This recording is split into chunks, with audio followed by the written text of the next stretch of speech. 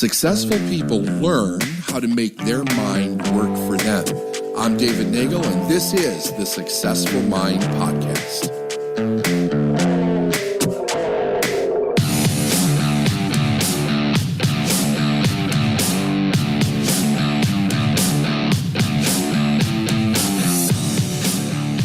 When you keep your commitment, you're acknowledging the higher side of yourself.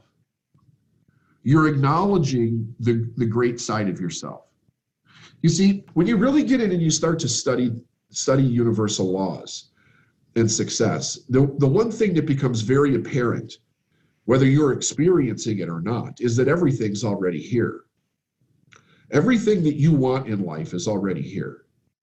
And we can watch other successful people get it. We can watch other successful people do it. It's already here. What we want to do is we want to experience that in our life. Well, if we're going to experience it in our life, that we have to believe that we're not ready to experience it until we believe that we can acquire it. Well, what are we really believing in? We're believing in the higher side of ourselves. That's what we're believing in. We're choosing to believe in the higher side of ourselves. Now, here's the tricky part. This is the reason why a person will struggle against keeping their commitment. A person will struggle against stepping out and doing things that are uncomfortable. A person will struggle against doing things with faith, like spending money on something, investing in a business, whatever. You're raised with somebody telling you who you are your whole life.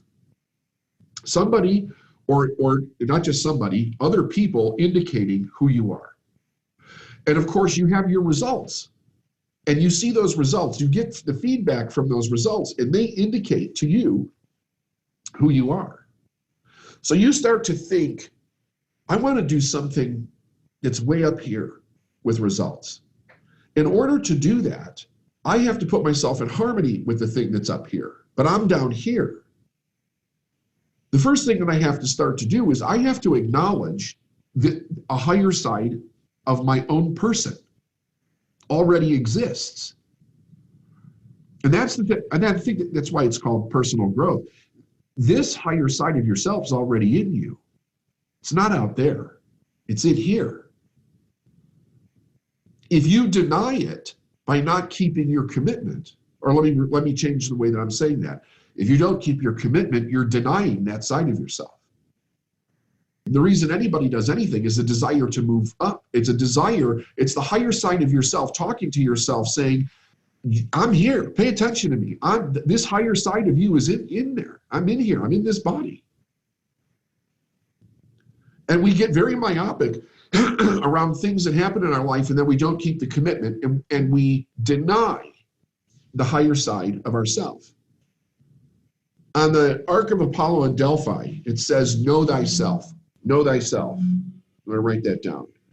Now, when you do that, there's a little play you can make on that word. And the play is take the HY, so it's KNOWTHYSELF. Take the THY, or the HY, I'm sorry, and circle the HY in the middle. And read it like this. Know thy high self. Know thy high self, the higher side of ourself. Know thy high self. We have to get to know the higher side of ourself. And we get to know the higher side of ourself by following a desire and keeping a commitment. What do I need to commit to today?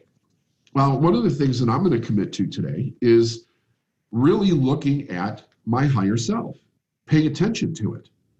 I think we have to pay attention to it every day. And it can get, the thing is that we can get very busy and stop paying attention to it.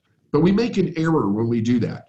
It's like taking our vision, our focus off of the compass for where we're going with our life. Because if we're not paying attention to the higher side of ourselves, we're paying attention to the results that we're getting, or we're paying attention to the craziness that's going on in the world. And that has a tendency to make us feel much smaller than the truth of our higher self.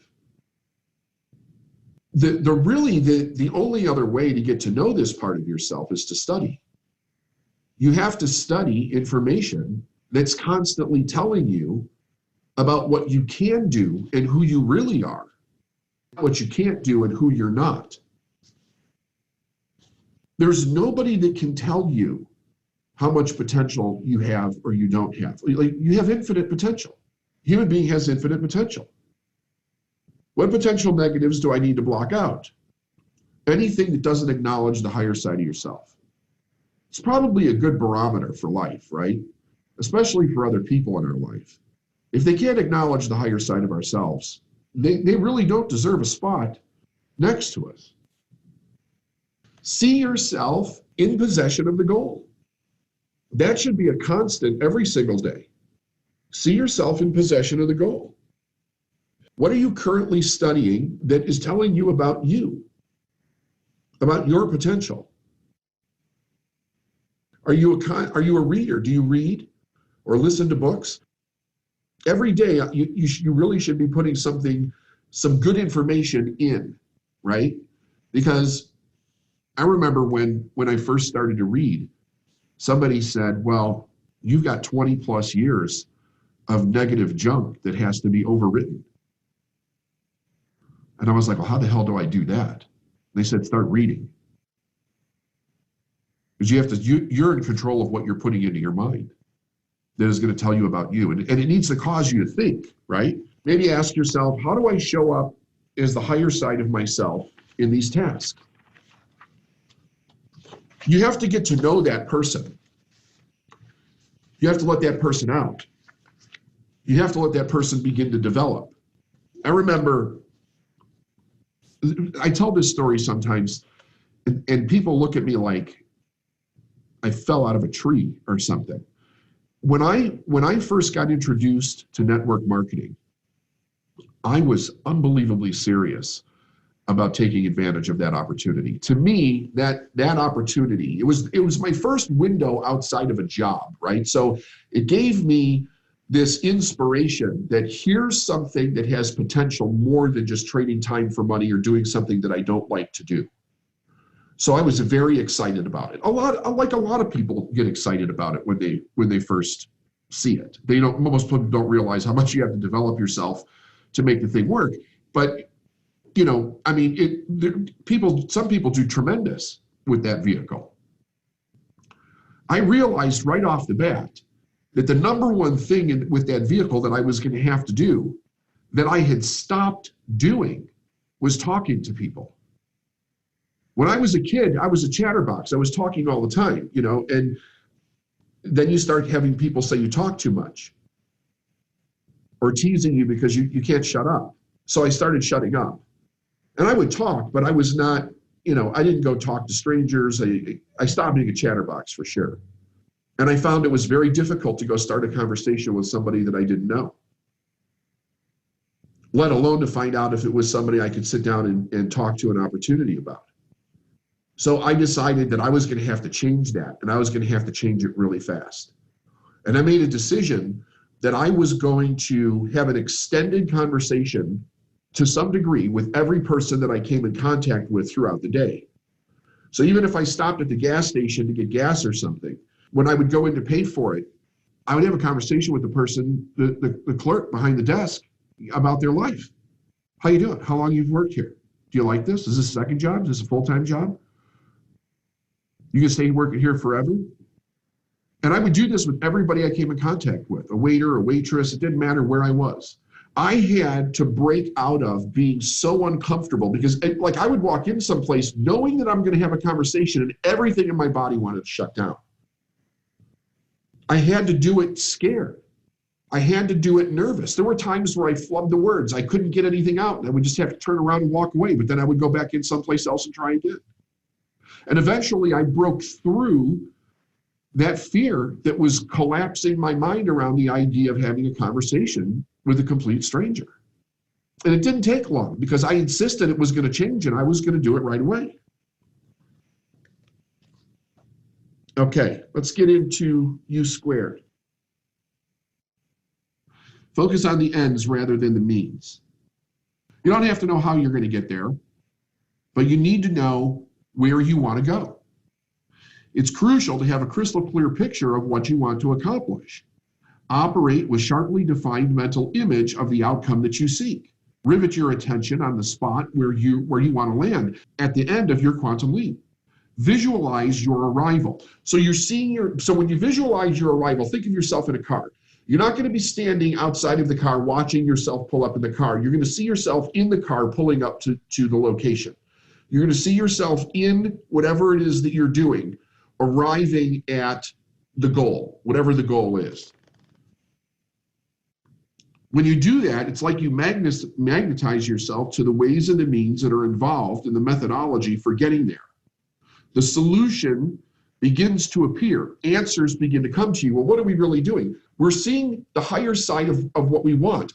That desire is the higher side of yourself. So you're seeing yourself in the higher side of yourself, and you're seeing yourself at the higher side of what you want to accomplish. It's in a completely different level. And he's saying we magnetize ourselves to that level. So when we do that, we get everything that's on that level. We get the ways, the means, the how. When somebody says, well, how are we going to do it? The how's not down here, the how's up here. If we don't see ourselves up here, we can't get in harmony with the how. But the second we start to see ourselves up here, we get into harmony with the how. If you start worrying about everything that will be involved in getting from here to there, you're bound to bog down in questions about the methodology. People always get hung up on the how-to aspects regarding the quantum leap. Skip it. The answers will come. And when they do, you'll probably find them to be simple and streamlined solutions. See a quantum leap as a move you're already prepared to make. You just haven't done it yet. Think about that. He's saying here, and even put it in italics in the book, you're already prepared to make it. Now, how can he say that? He doesn't even know you. Because if you can see what you want, you're halfway there. The moment you can see something with your inner eye, you have it on the first level of creation. You have the thing that you want on the first level of creation. Because it already exists. Even something that's not been invented yet. When Edison could see the light bulb with his mind, he already had it on the first level of creation, and one did not exist in the physical world at the time. You have the potential, the resources are available, the opportunity is there. What has been missing is your decision to go for it. Maybe this will help you frame the situation a lot better. The quantum leap is something that you've been keeping from happening. The quantum leap is something that you've been keeping from happening. I remember the first time I read this book and I saw that. Like, it didn't feel bad. It actually felt good to see that. Why? Because to me, he was indicating that the power's here. Like, I've got the power to bring it in. I've also got the power to keep it out. It's not something that you have to struggle to make happen. You don't really force it into existence. You just let it occur. The key is not to get in the way. The quantum leap is the unexpected that comes to you with sudden grace. You can open yourself up to such a breakthrough. You can even invite it, but you can't make it happen by struggling harder or insisting on first developing a perfect plan. U squared is achieved through an intuitive, instinctive discovery process based on a sense of direction and action. If you have the answers and the structure and certainty up front, it's not a quantum leap. The formula does not involve getting everything neatly organized and all the risks eliminated before you make the move. There's an element of hip shooting involved here. Don't count on having all the procedural issues for the journey buttoned down before you begin the trip. You must be willing to tolerate ambiguity, confusion, possibly even chaos for a while, shaping your game plan as you go. You have to allow some disorder in your life. Now, if you get too concerned with the step-by-step plan of action to be followed, you'll find yourself looking over the potential problems and the roadblocks that could be encountered. For now, all you need is an aiming point and action. The quantum leap, by definition, means moving into uncharted territory with no guide to follow. You personally draw the map as you go. Look at it this way. You're not supposed to be concerned about what happens in the middle of the jump. You're supposed to be thinking about where you're going to land. That's it. Thinking about where you're going to land. So try this for today. Add another skill to what you're doing today. So we talked about expect to win. Now focus on the expected outcomes. Like if you're making a phone call, what would be a win on that phone call? If you were saying, okay, I want to bring this deal in for a landing, what would that look like? See that before you get on the phone. See the end result that you want before every single thing that you're doing today, just prior to when you do it. Just take a minute or two. It doesn't take a long time. Where would I really like this to go? Hold that intention. If it doesn't happen, don't beat yourself up over it, right? Because you're starting to get used to doing this. But you will find with constant regularity that the more you do it, the more things go your way.